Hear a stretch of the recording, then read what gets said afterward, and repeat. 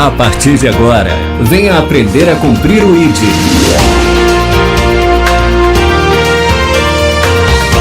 Está no ar, de segunda Jesus vive. Apresentação, Temer Saad.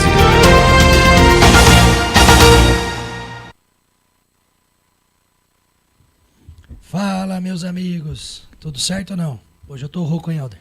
Hoje estaremos em sua homenagem. Final de semana de treinamento me levou a voz. Hoje eu estou recebendo aqui o pastor Luciano Santáguida, que é casado com a Beatriz. Isso. 48 anos de idade, tem menos ruga que eu e você, Helder. Maravilha, hein? Passa a receita. 21 anos de casado, 29 anos de fé. Ordenado pastor aos 33 anos de idade. Pastor sênior da IBG e diretor do seminário. Vamos falar sobre isso.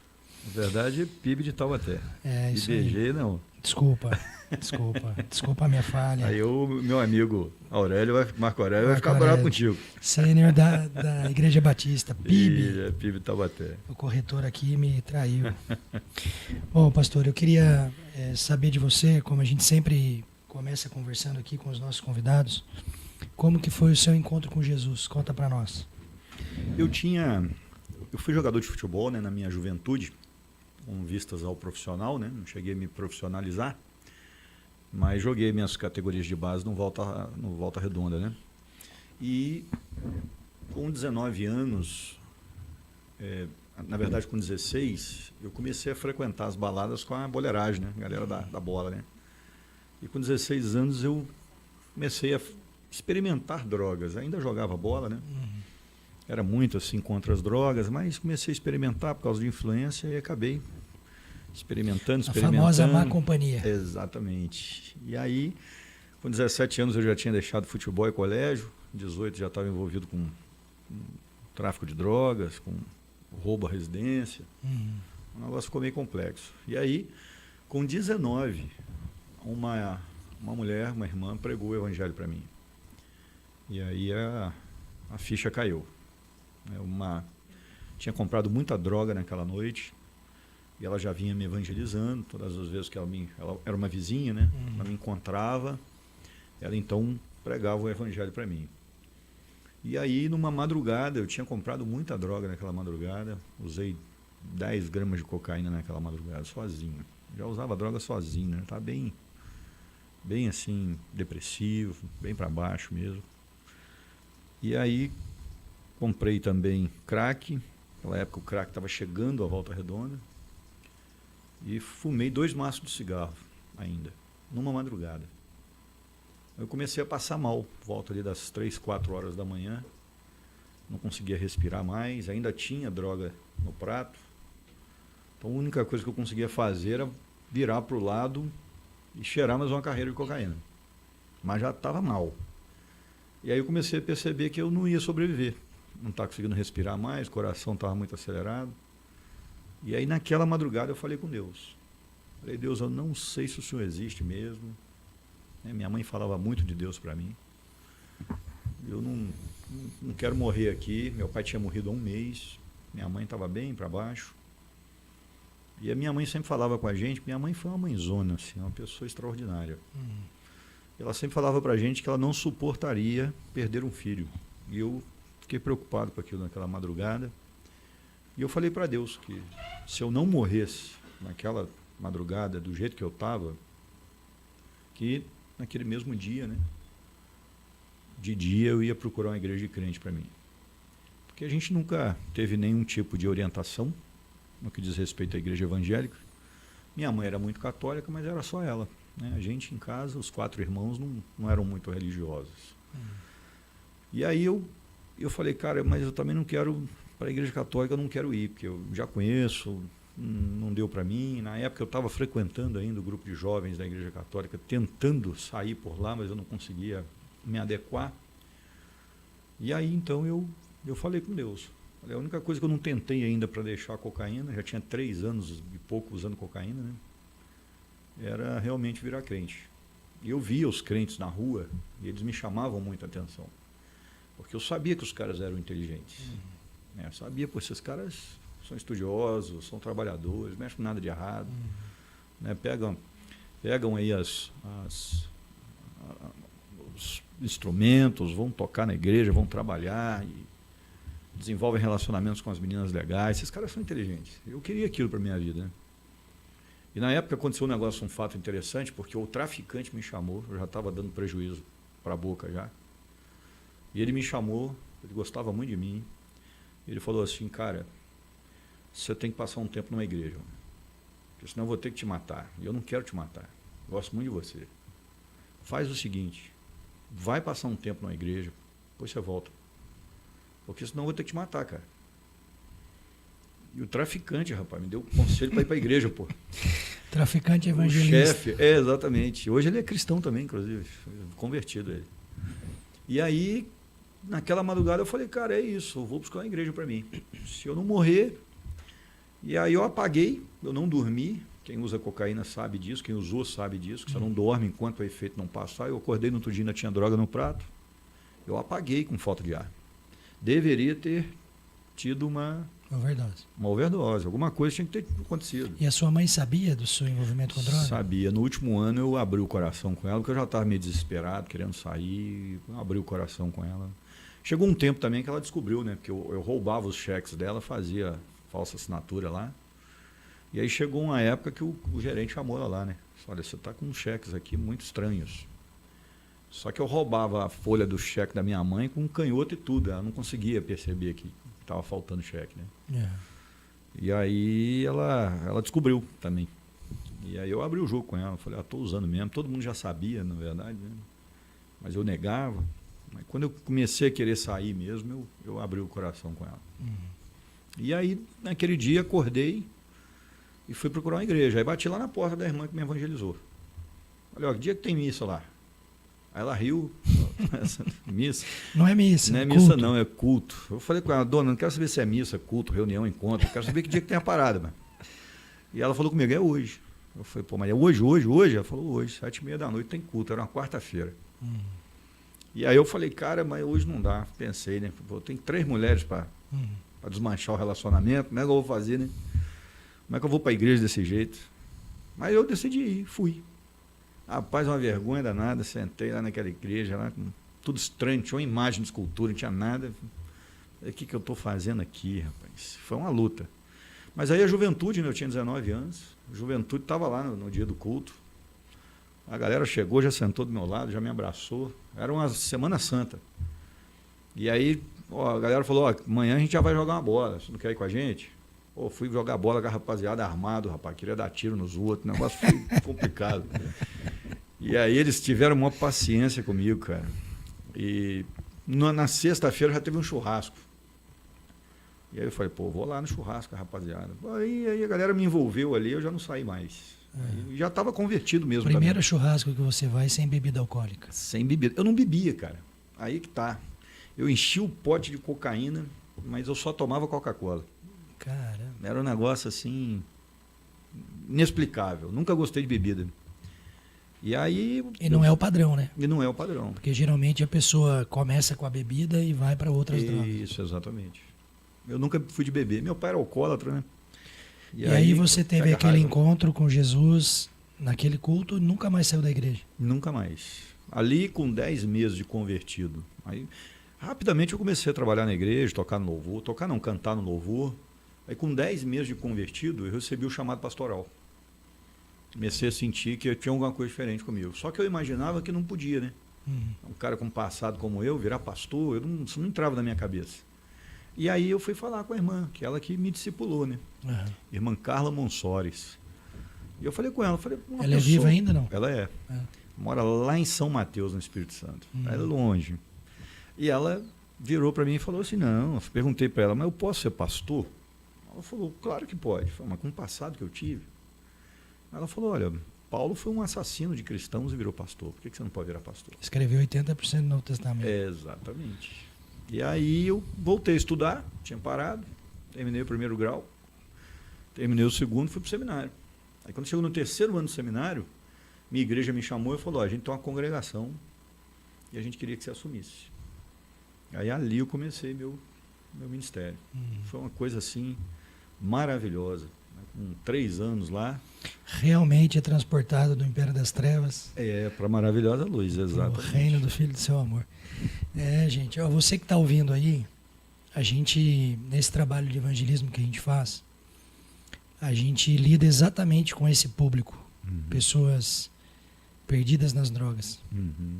Embora nossas reuniões tenha muitas pessoas que não são em situação de rua, muito menos viciados. Porém, tem uma fatia importante, que são pessoas que perderam tudo para as drogas, né?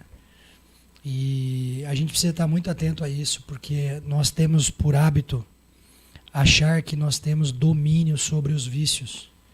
E a grande verdade é que ninguém consegue dominar vício, né?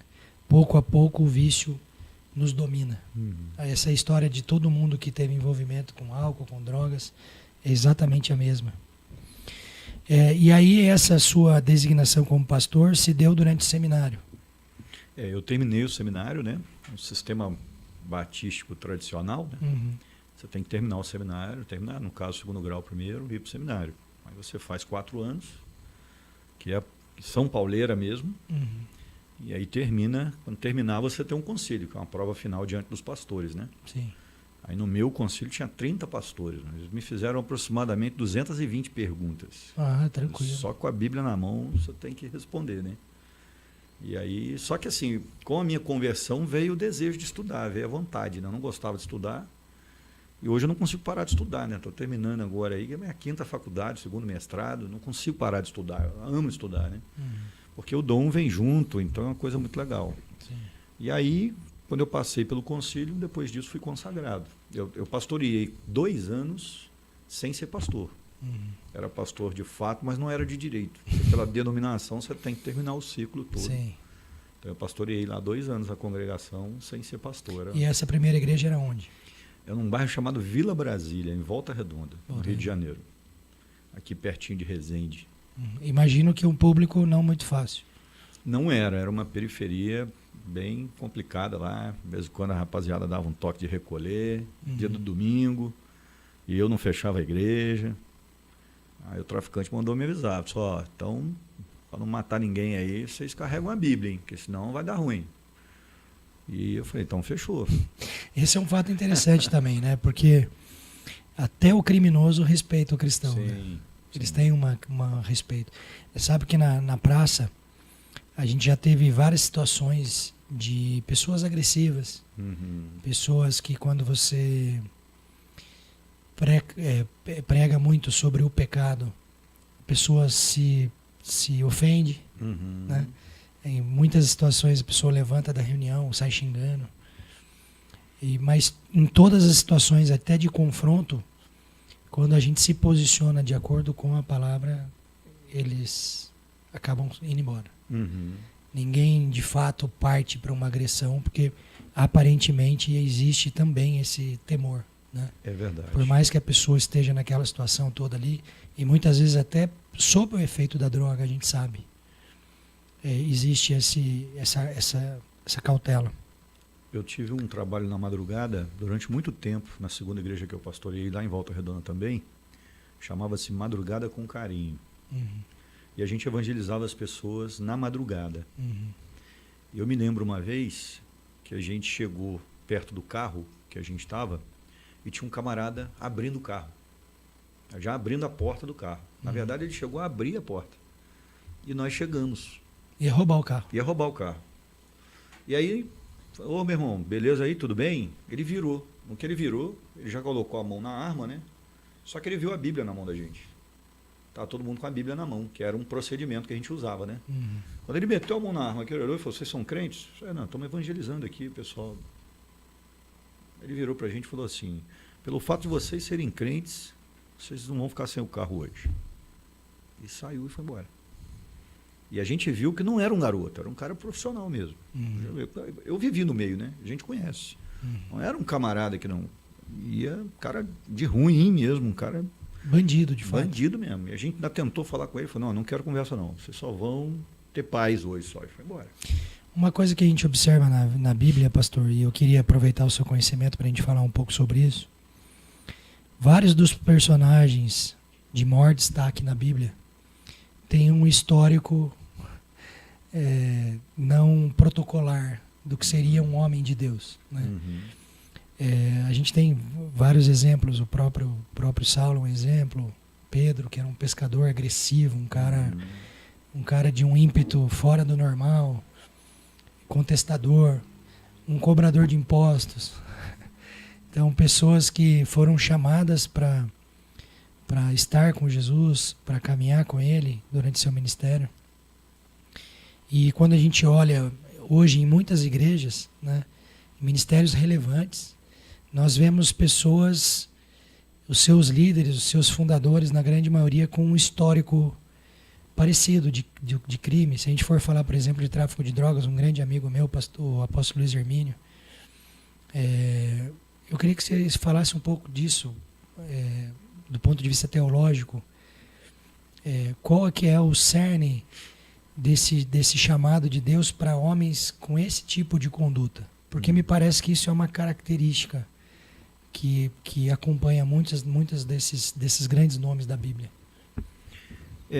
Há uma coisa interessante diante disso que você está dizendo, que a alma sedenta, ela tende a valorizar o Evangelho quando ela o encontra de uma maneira muito veemente. Às vezes a pessoa que é criada dentro do Evangelho, ela nunca experimentou o outro lado. Ela nunca viu o quanto o diabo é real, né? Porque ela está ali debaixo do guarda-chuva da bênção. E a grande maioria não sabe que o diabo é real. Não sabe, nunca nem viu, Sim. né, a realidade do que é o mundo lá fora. A minha esposa de vez em quando fala comigo, amor, vamos dar uma volta, e ela gosta, principalmente quando vai chegando perto do Natal, ela gosta de ir para Campo Jordão, ver luzes e tal, mas vai dando ali 10 horas da noite, 10h15, eu já vou ficando inquieto. E ela fala, vamos ficar um pouquinho mais. Eu falo, amor, eu detesto a noite. Ela não foi feita para mim, né? Porque eu tenho tantas lembranças ruins da noite, eu já vi tanta coisa ruim da noite, que eu já não consigo mais ficar à noite na rua. Assim, vamos ficar andando na rua, eu não consigo mais. Né? Porque o diabo é real, o que eu já vi é uma coisa assim que eu não gosto nem de conversar muito sobre essa questão. E quando a gente vem para a igreja, cara, que a gente se encontra com Cristo e que a gente dá uma olhada nesse ambiente que é a igreja, cheio de luz, cheio de bondade, de amor, né? Que tem defeito também, mas é muito diferente, cara, é muito diferente. Eu vou contar um negócio que aconteceu agora com vocês. Eu cheguei aqui meio atordoado por causa disso, né? Eu amo futebol porque eu fui jogador de futebol. Então eu tenho uma coleção de camisas de futebol. E eu estou construindo a minha casa, né? Minha esposa sempre quis, então vamos construir uma casinha pra gente. A gente viajou muito, passeou muito, gastou dinheiro com outras coisas, agora vamos fazer nossa casa. Já tinha o terreno. E aí, cara, deu uma apertada, vendi o carro, né? Vendi um monte de coisa para poder dar lá, mas ainda falta terminar. E aí hoje eu tive a ideia, falei, cara, eu vou colocar no grupo dos homens lá minhas camisas de futebol, vou vender esse negócio todo aí, quem quiser comprar esse negócio. E aí coloquei lá. Aí um irmão da igreja, sabe que eu amo futebol, mandou para mim e falou assim, pastor, quero 10, dá seu Pix aí, vou ficar com 10 camisas aí, porque eu gostei. Falei, beleza, mandei o Pix para ele, e aí ele mandou de volta para mim assim, agora eu estou te dando as 10 camisas de volta, essas 10 você não vai vender, escolhe 10 aí, e pode tirar da lista aí, porque eu sei que o senhor gosta, isso aqui é um presente que eu estou dando para o senhor. Eu comprei as 10 camisas, estou te dando de presente de novo. Eu até mandei uma mensagem para ele, eu falei assim, rapaz, eu não estou vendendo um caminho para você me ajudar, pô. Não é isso, a ideia não é essa. A hora que eu sair da rádio aqui, nós vamos conversar. Mas esse é o clima da igreja, cara. A igreja é um negócio extraordinário. Mas não pode refutar a bênção, viu, pastor? Pois é, mas a ideia não era essa, né, rapaz? Poxa vida, eu não quero também, o cara é pai de família, né? Não quero, né, prejudicá-lo. Você sabe que eu escutei essa frase de um morador de rua. A gente sabe, é verdade, é bíblico. Mas ele, no final de uma reunião, morador de rua, mora na rua. E ele me chamou e falou assim, eu queria dar uma oferta para a obra. E me deu uma nota de R$100. E aí a minha reação, você estava nesse dia, Helder? E aí a minha reação natural... Evidente. Precisa muito mais do que a gente. Por favor, não faça isso, né? Usa para você comer alguma coisa e tal. Ele falou assim, eu aprendi aqui que você não pode recusar a bênção. Rapaz. Aquele dia foi muito impactante para Um mim. desafio. O que é o entendimento da pessoa, né? A pessoa em verdade. situação de rua, numa miséria, entendeu, porque um dia lá eu preguei sobre a oferta da viúva e aquilo marcou ele profundamente. Ele resolveu ofertar. E nesse caso é a mesma coisa. Vamos comprar a coleção de camiseta do pastor e devolver para ele. É interessante porque depois que a gente olha a igreja, a gente vê um garoto crescido na igreja, querendo sair da igreja, o desejo de falar para ele, né, Sim. cara, você não sabe o que você está fazendo, mano, porque, cara, o que eu vivi lá fora, não queira isso para sua vida não, mano, porque eu vivi lá fora. Você não sabe, o diabo mastiga o cara, ele tira o sabor dele inteiro e joga ele na lama. E faz isso sem ele perceber. Exatamente. Quando ele percebe, ele já está atolado. É isso aí. Então, assim, eu acho que a galera que se converte desse mundo tem essa veemência toda porque conhece os dois lados. A gente sabe, a gente dá valor para a igreja porque a gente sabe o que é a ausência dela. A gente dá valor para Cristo, para a obra dele, porque a gente sabe o que é a ausência desses itens, desses elementos. É uma realidade muito grande. Então você acredita que é o famoso lugar de fala. Exatamente. É isso aí. A pessoa já esteve naquela situação e ele consegue falar sobre algo que ele já viu na prática. Exatamente. Eu fui vendo a galera do tráfico que eu idolatrava sendo assassinada. E no tráfico é assim, se você se mantém no devido padrão exigido, você vai subindo os degraus à medida que a galera de cima vai morrendo. Só que eu comecei a perceber que eu estava festejando a minha própria morte, a proximidade da minha morte. Porque o cara que está lá em cima, ele não morre não. Mas a galera que trabalha para ele vai subir no degrau e vai morrendo. Eu falei, cara, eu estou celebrando o quê, mano? Quando eu estou subindo e estou feliz. Mas como que você saiu da posição de usuário para um traficante? Como que foi esse... Exigência de mais droga. Eu não conseguia mais dar conta. Aí eu tive dois caminhos. Porque quando você não consegue mais dar conta de comprar a droga que você precisa, ou você vai pro roubo, assalto, ou você vai para o tráfico. O caminho mais fácil é o tráfico. Porque você tem uma espécie de cobertura, né, que você não está sozinho ali, você tem uma turma com você, e você tem droga fácil, que está do seu lado. Só que, como eu comecei pequeno... Mas não é um padrão o traficante usar droga, é? Ah, cara, eu sinceramente, eu nunca conheci um vendedor que não usasse. Eu nunca conheci. Turma toda que vendia comigo, todo mundo usava. Até o chefão lá em cima usava. Eu nunca conheci. Mas dizem que existe. Né? E aí, nesse processo de conversão, assumir a igreja, qual que foi o seu norte ministerial? Assim, você tem uma temática central? Ou você aborda a questão teológica como um todo, ensino? Eu sempre, desde que me converti, percebi uma inclinação muito grande para a parte do ensino. Sempre tive, tanto é que PIB de Taubaté hoje é uma referência, tem um instituto bíblico, tem um seminário próprio, ela forma os seus próprios pastores, os pastores da denominação aqui na região, né? A igreja hoje, depois de 10 anos, ela tem toda uma estrutura na área de ensino, é um dos ministérios infantis assim mais extraordinários que a gente tem na cidade. A gente tem um trabalho bem legal ali, porque a gente acompanha hoje desde a criança, do berçário até entregá-la à juventude, né?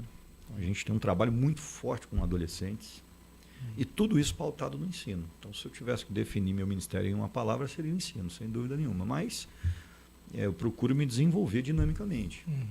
Então, a gente tem, graças a Deus, um louvor muito alegre, a gente tem um trabalho muito legal de evangelismo hoje. Então, nós estamos enviando missionários aí, vamos plantar 10 igrejas na cidade, vamos enviar missionários para a Amazônia, para a Janela 1040.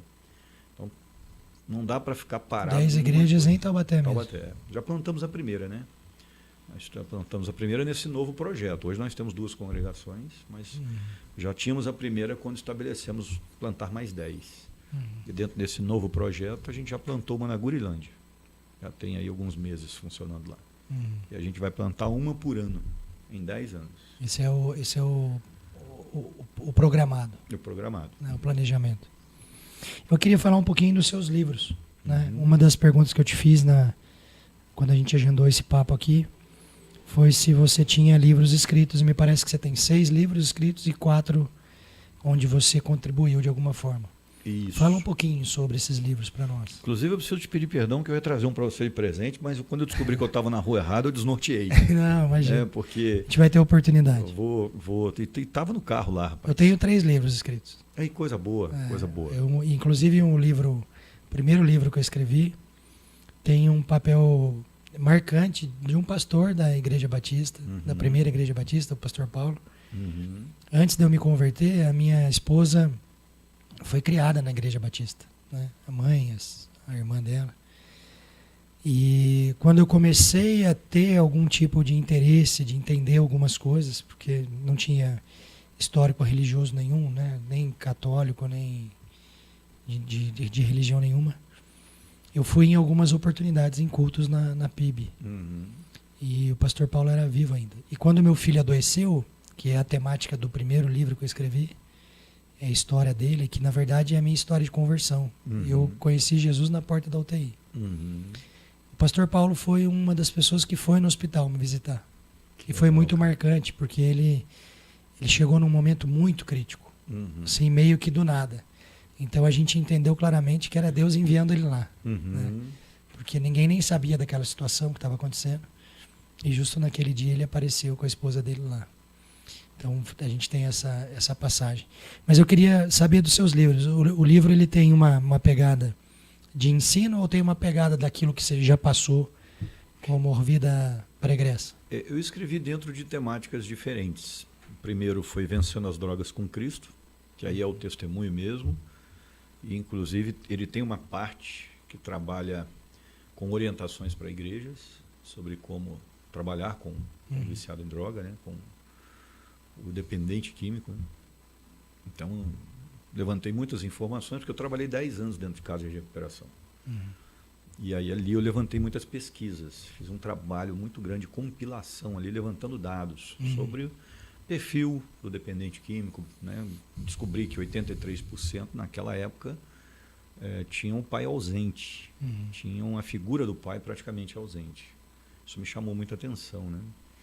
E aí fui levantando dados de pesquisa para colocar mesmo no projeto. Então esse foi o primeiro, ele está esgotado, a gente tem planejamento de lançá-lo novamente, só que eu vou precisar adaptá-lo, né, à realidade de hoje, as nomenclaturas já são diferentes, né? Você deve ter percebido que eu falei viciados em drogas. Né? Naquela época a gente usava essa nomenclatura, hoje é dependente químico, você não pode usar mais viciado em droga.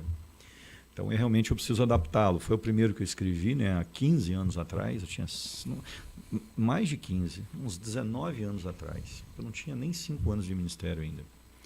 E depois escrevi Para Você que está pensando em desistir, baseado na vida de Caleb. Aquele texto que ele fala, estou tão forte hoje, quanto estive há 45 anos atrás, quando Moisés me prometeu esse monte, me deu um monte. Né? E aí eu escrevi um livro ali de 160 páginas aproximadamente. Depois escrevi Como Desenvolver Amizades Saudáveis para Adolescentes, já dentro dessa ideia mesmo, né, de evitar as más companhias, baseado em provérbios. Escrevi Homilética Contemporânea, aí foi realmente a coroa da criação, porque foram 4 volumes de homilética. Que é um tema... que aí já escrevi mesmo para a academia, né? Sim. E 1.100 páginas, 1.150 páginas mais ou menos, 4 volumes. Que aí eu trabalhei as 5 homiléticas dentro de uma obra só. Sim. Né? E agora a gente vai até relançar pela editora. A PIB hoje tem uma editora, né? Então a gente vai até relançar agora, mas vai sair uma obra única, ao invés de sair 4 volumes. E aí, depois disso, escrevi um Regenerados, junto com o pastor Lucas Moreira, que é um manual teológico para novos convertidos da Igreja Batista. Escrevemos esse manual recentemente e escrevi ano passado Primeiro Ele, #Primeiro Ele, que é um devocional diário, que para nós foi uma grata surpresa, cara, porque o negócio vendeu assim que eu não esperava. Eu escrevi um devocional, mandei fazer 1.000, a editora me entregou 1.280, alguma coisa assim. Falei, tá ótimo. Falei, a gente vai vender isso aí nos 2, 3 anos, né? Rapaz, o negócio vendeu em 2 meses. Porque como é que o pessoal gosta de devocional? Sim. Aí lancei o Primeiro Ele. E as participações estão dentro de um processo que a gente tem uma semana que a gente faz aqui de orientação na área emocional. Nós temos muitos psicólogos na igreja e pastores, então a gente junta uma equipe de profissionais e trabalha em cima de temas de necessidade atual. Por exemplo, vamos trabalhar a depressão dessa vez. Como é que a gente vence esse negócio? Quais são as orientações? E aí a gente chama 2, 3 pastores, 2, 3 psicólogos, e a gente faz uma conferência de uma semana inteira. Agora no começo de julho, finalzinho de junho, começo de julho, a gente já tem a conferência para sentar de novo. São 5 dias de palestras, a gente pega as 5 palestras e transforma em livro. E é aí que eu tenho as minhas participações. Porque cada capítulo, um escreve, um palestrante. E a minha equipe não me deixa ficar de fora do evento. Eu já pedi para ficar de fora umas 4 vezes. Gente, deixa o pessoal diferente, né? Mas ela não me deixa. Então a gente tem lançado livros em cima da conferência, que também vendem muito bem, graças a Deus. Bem legal. Então são esses, alguns estão esgotados, outros estão aí a todo vapor. A Betel, aqui a Livraria Evangélica, vende os nossos livros lá. Bom, você que ficou curioso, já sabe onde procurar para ler esses livros. Pastor, eu queria falar um pouquinho sobre uma discussão que existe no nosso meio, dito evangélico, que é a questão das igrejas mais avivadas e menos avivadas.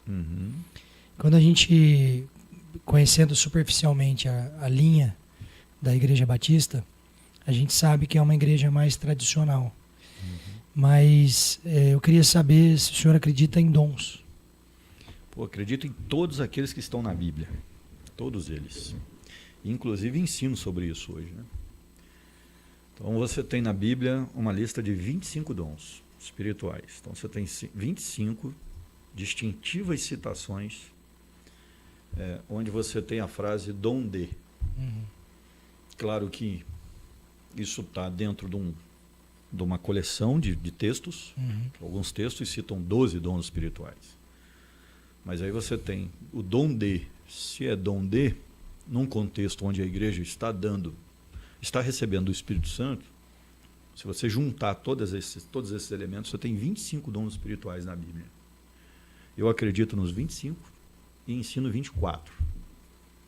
Por quê? Porque o dom do apóstolo, a Bíblia vai dizer que para ser apóstolo, o camarada tem que ter andado com Jesus desde o princípio e ter sido chamado pelo próprio Senhor.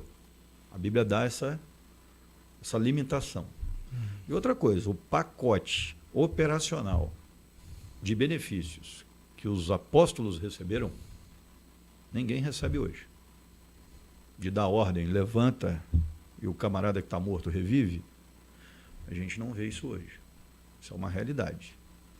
Deus continua ressuscitando pessoas? Sim, não nessa operacionalidade. De uma outra forma. Exatamente. Às vezes você vai no hospital, você ora por uma pessoa e ressuscita. Isso acontece. Não tem como negar o fato. Agora, o camarada dar uma ordem e falar, eu ordeno, levanta, e eu já vi o contrário, o cara ordenar e não levantar. E aí a gente tem um problema. Então, eu não acredito que o dom do apóstolo ele seja contemporâneo, mas os outros 24 dons, sim. Inclusive, a nossa igreja ela não funciona por ministério, por departamentos. Ela funciona por ministérios. Hoje a gente faz teste de dons de 6 em 6 meses, com quem quiser. Então a gente dá uma aula toda sobre dons espirituais, quais são, para que servem. A gente faz testes de dons e quando o camarada descobre qual é o dom dele, através do teste, a gente põe ele no arquivo. E quando a gente vai montar um ministério, a gente pega, eu estou precisando de um administrador. Quem é que tem o dom de administração? É o fulano ali, então vem cá trabalhar com a gente. A gente monta todos os nossos ministérios na PIB de Taubaté. Dessa forma. Há um erro muito grande em achar que os batistas brasileiros, eles não acreditam ou no Espírito Santo ou nos dons espirituais. Ou que não tem o Espírito Santo. Né? Eu já até ouvi falar disso, né? Pastor, você é batista, né? Não tem o Espírito. A gente escuta uns negócios desses, né? Na verdade, isso é fruto de uma ignorância bíblica muito grande. Se você aceitou Jesus, você já tem o Espírito. Exatamente. Fica um negócio meio complicado. E aí, nós ali não temos dificuldades. Eu tenho, por exemplo, 40 pessoas que falam em línguas na minha igreja. Só que Elas não falam no culto. Por quê? Porque 1 Coríntios 14 não permite isso. Você vai falar no máximo 3. Se não tiver intérprete, tem que ficar calado. Então eu oriento meu povo. Você pode falar em línguas no culto. Só que se não tiver intérprete, se você não souber o que você está falando, você vai ter que calar a boca. Não é isso que Paulo mandou fazer em Corinto? E eu não tenho problema. Tem 40 pessoas que falam em línguas na minha igreja. Nunca tive um problema no culto de alguém me interromper na hora da pregação. Mas as pessoas... O que Paulo vai dizer? Quem fala em língua fala consigo mesmo. Né? Edificação própria. Exatamente. Então você fala em língua em casa, não tem problema nenhum. Vai lá no seu momento com Deus. Agora, se você tem uma mensagem para me entregar, né, que Deus está mandando você falar, você me entrega também. Nós temos um culto específico para isso, que é 8 horas da manhã todo domingo. Então, se você sentiu de Deus alguma coisa, você pode entregar. Essa orientação já foi dada à igreja, não tem problema nenhum. E às vezes acontece. O irmão chegar lá e diz, olha, pastor, Deus tem tocado no meu coração. A gente como batista, a gente só evita o Senhor manda te dizer. Eis que te digo. A gente não tem essas situações. Às vezes um chama no cantinho. Esses dias a gente fez um airsoft lá na igreja. Juntou uma turma de homens lá, porque a gente tem uma equipe de airsoft, né? Vamos jogar na igreja? Vamos. Pá, jogamos, pá. Acabou aquilo no sábado, no domingo, uma irmã me chamou. Pastor, senti o desejo no coração de falar com o senhor o seguinte: Deus mandou dizer para o senhor tomar muito cuidado com esse negócio de airsoft aqui da igreja. O senhor vai perder o seu ministério se o senhor continuar. O que eu imaginei na hora? Daqui a pouco dá um tiro, porque no dia aconteceu. A gente estava lá, não tinha nada na igreja. Chegou a zeladora, sem óculos, sem nada. E o tiro comendo solto. E aí eu falei, entendi. Nunca mais eu permiti airsoft lá dentro. Agora, foi uma irmã que eu conheço, que não é de falar besteira, que raramente fala alguma coisa, que sentiu de Deus e veio me falar. Eu acredito. Eu não tenho dificuldade. Um alerta. Um alerta. Só que nós somos comedidos. A gente não sai por aí fazendo e falando um monte de coisa que nós tomamos cuidado. Quando a gente vai, nós como batistas, quando a gente usa a expressão Deus manda lhe dizer, a gente tem que estar muito certo nesse negócio. A gente não brinca com isso não. Porque se a gente não tiver certeza, a gente não fala. Sim. Eu fui pregar em Minas Gerais, num congresso um dia desse, e aí estava pregando e tal, aí foi a menina cantar. Ela cantou antes de mim, cantou depois. E Deus falou no meu coração, disse, olha, você precisa procurar essa menina e dizer para ela que eu estou orientando-a a compor e gravar para ela mesma. E eu batistão, né, cara? Eu falei assim, mas caramba, será que esse negócio não é da minha cabeça, não? Porque a menina é extraordinária, cantava muito mesmo. E eu, naquela luta, aí passei por ela, na porta, ela estava na porta da igreja, na hora que acabou o culto, eu não tinha falado nada ainda, passei por ela, porque eu fui pegar meu material, os livros e tal, botar no carro. Aí passei por ela na porta. Aí falei com Deus assim, Senhor, se ela estiver na volta aí, porque meu carro estava longe, eu vou falar com ela. Aí quando eu voltei, ela estava reclamando com a minha esposa. Nossa, eu chamei o Uber até agora e já cancelou 3 vezes. Eu falei, deu ruim, agora tem que falar mesmo. Aí cheguei perto dela e falei assim, olha só, você sabe que eu sou batista, né? Ela falou sim. Eu falei, então, o que eu vou fazer agora eu não costumo fazer. Mas Deus me incomodou o culto inteiro para dizer para você que você tem que parar de compor para os outros. E eu nem conheço você. Que você precisa compor para você. Chegou a sua vez, a sua hora. Cara, ela começou a chorar e não parava mais. Porque ela tinha falado com Deus sobre aquilo naquele dia. Ela me deu um abraço, ela me agradeceu. É exatamente assim que Deus faz. Né? Isso aí. Eu queria ler um texto de 1 Coríntios, capítulo 1, versículo 27, que diz assim: Mas Deus escolheu as coisas loucas deste mundo para confundir as sábias. E Deus escolheu as coisas fracas deste mundo para confundir as fortes. Quando a gente marcou de conversar e eu fui entender um pouco mais a sua história, esse texto ficou brilhando na minha cabeça, né? E eu falei assim, eu quero levar para falar para o pastor Luciano, que eu não o conheço, mas eu tenho tido muitas experiências, especialmente tem 1 ano e 2 meses que a gente está na rua. Isso. 1 ano e 2 meses para cá,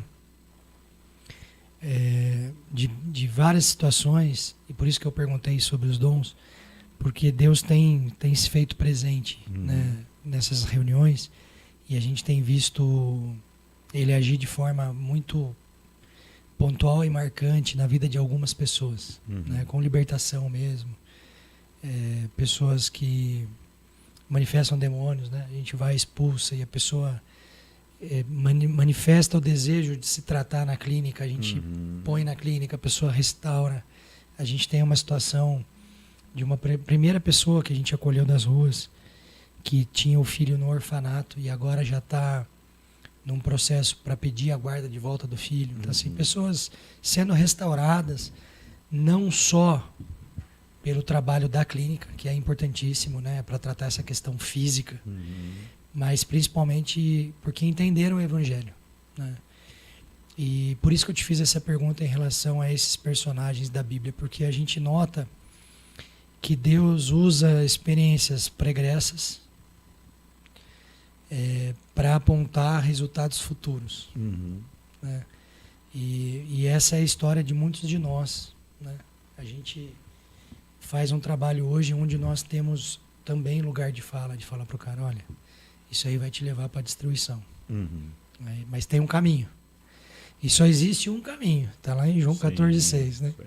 Então, assim, você precisa seguir esse caminho. Porque fora desse caminho aí, você não vai ter vida, né? E aí eu queria te deixar esse texto, antes da gente entrar nas perguntas. Deve ter perguntas e comentários aí. Temos aqui, registrar muita gente no Instagram, Lucilene, Érica, vovó do Klimben, esse é ótimo, tem um username que é fantástico, né?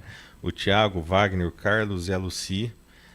Aqui também no Instagram, o Jonathan mandando um abraço aqui, pastor Luciano, bênção de Deus. Que legal. O El fez uma pergunta aqui para o senhor. O senhor acredita que toda dependência química é espiritual?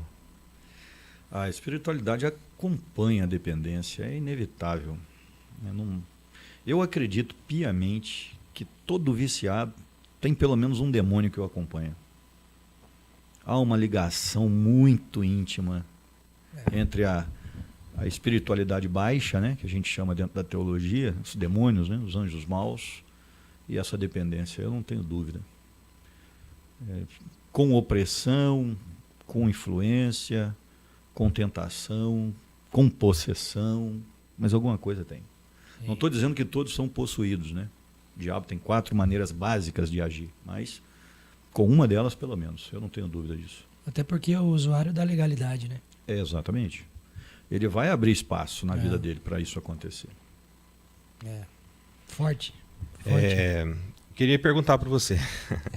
A gente estava falando um pouquinho agora sobre sensacionalismo ou não, né? Estava falando sobre esse equilíbrio que você procura ter na manifestação dos dons. Nós vivemos aí nas últimas semanas, talvez um ápice aí com o menino, né? O Of the King, né? E queria que você comentasse um pouquinho sobre essa espetacularização dos dons e como isso vem trazendo para a igreja, talvez, principalmente para quem está e não conhece, né? Uma imagem negativa. Uma exposição. No sentido de uma manifestação que você vê que não é real ou não vem de Jesus, né? Não vem de Cristo isso aí. Como que a igreja procura equilibrar os dons que se manifestam, mas que não dessa forma? Quando vamos falar de dons espirituais, nós temos aí, a meu ver, 2 elementos básicos que a gente não pode deixar de considerar. O primeiro deles, se você vai trabalhar com a ideia de dons espirituais, você tem que ter a Bíblia como base, o conhecimento em cima daquilo que você está ensinando. Não é simplesmente falar, é o dom de línguas, mas espera aí, você compreendeu bem o que é o dom na Bíblia antes de sair dizendo que ele existe, beleza, mas você compreendeu bem o contexto, a palavra no seu original, o que ela quer dizer, você está falando aí de dom de misericórdia, entendeu bem o que é isso? Celibato, a pessoa tem que entender isso primeiro. Hoje se fala muito de dom espiritual sem saber o que é. E aí, quando você não tem uma base sólida por trás, você vai ter risco de trabalhar isso de maneira indevida, né? Igual, por exemplo, eu Até vejo... pelo desconhecimento. Exatamente. Eu vejo muita gente dizendo que dom de línguas é só idiomático. Mas aí você diz assim, mas aonde você tirou isso aí? Atos 2. Beleza, 1 Coríntios 14. Porque lá não é idiomático. Então você tem duas facetas do dom de línguas. O dom é o mesmo. Mas você não pode dizer que ele é só idiomático. A exegese não permite isso. E aí, né, os batistas muitas vezes ficavam de um lado, os presbiterianos não é idiomático. Quem cria, ainda tem esse detalhe. Uhum. Né? E os pentecostais dizendo, não tem nada de idioma. Não, tem dos dois.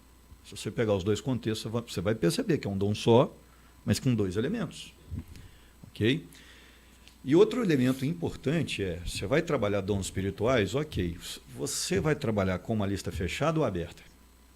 Porque isso você tem que definir antes de falar sobre dons espirituais. Porque hoje você tem dois pensamentos básicos sobre dons espirituais para quem não é cessacionista. Porque o cessacionista entende o seguinte, não, já passou. É isso que essa foi a minha pergunta, na realidade. Se você achava que tinha cessado em Pentecostes. Então, quando eu disse que eu creio em todos, Sim, automaticamente eu não acredito que tenha cessado. Eu acho Exato. que entendo que Cristo estabeleceu a igreja, enviou o Espírito, e o Espírito ainda está no nosso meio. Sim, O modus operandi dele é o mesmo. sim. Os dons que foram dados lá no começo, com exceção dos apóstolos, que tinham uma característica muito estabelecida, né, que ter contato direto com Jesus, até porque quando você estuda a palavra apóstolo, você vai perceber que esse cara é um enviado de uma autoridade, então ele tem realmente que ter esse contato, ele é um embaixador. Se a gente fosse traduzir apóstolo na sua literalidade, seria simplesmente um embaixador com a missão, ele saiu com uma missão. Sim. Mas ele teve que ter um contato com quem o enviou. Né? A partir do momento que Cristo morre, você não tem mais essa situação, a não ser Matias e Paulo, que são substituídos. Matias, no sentido de completar o grupo, porque o número 12 não é à toa. Tá? Eu não sou místico, a ideia não é essa, mas... Patria. Mas o número 12 é importante, porque quando Jesus chama os 12 apóstolos, ele está reorganizando politicamente a missão do povo de Israel. Está tirando da mão das 12 tribos, né, aquela ideia de que os 12 patriarcas, ele está reconstruindo uma estrutura para que ele possa fazer com que a sua missão ganhe espaço a partir dali. Tanto é que ele chama 12 judeus. É uma reconstrução da liderança de Israel. E é interessante porque ele não chama os grandes da época, né? Ele reconstrói porque a geração da época estava corrompida. Sim. E aí, quando a igreja entendeu isso, ela substitui. Mas à medida em que os apóstolos vão morrendo depois, quando eles partem de Jerusalém, porque antes de partir de Jerusalém, eles colocaram mais um no grupo. Vamos colocar mais um, por quê? Porque é a restituição da liderança de Israel. E a partir do momento que eles partem e começam a morrer, eles não substituem mais. Por quê? Porque o start já havia sido dado. Né? A estrutura de ensino já tinha sido estabelecida. Os livros que os apóstolos produziram, ou por meio deles foram produzidos. E ali não há mais necessidade de substituir. E aí, quando você vai trabalhar essa ideia de que não cessou, tudo bem, não cessou, você vai ter uma lista aberta ou fechada.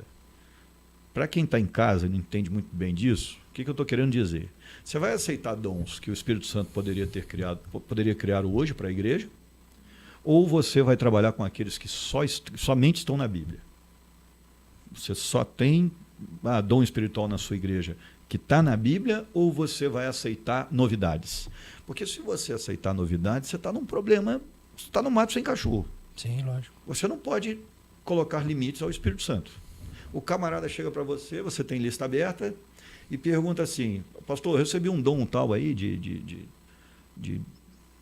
ficar rindo, não parar mais, mas foi o Espírito Santo que me deu. O que você vai falar para ele? Se você é lista aberta, você vai falar, então acabou.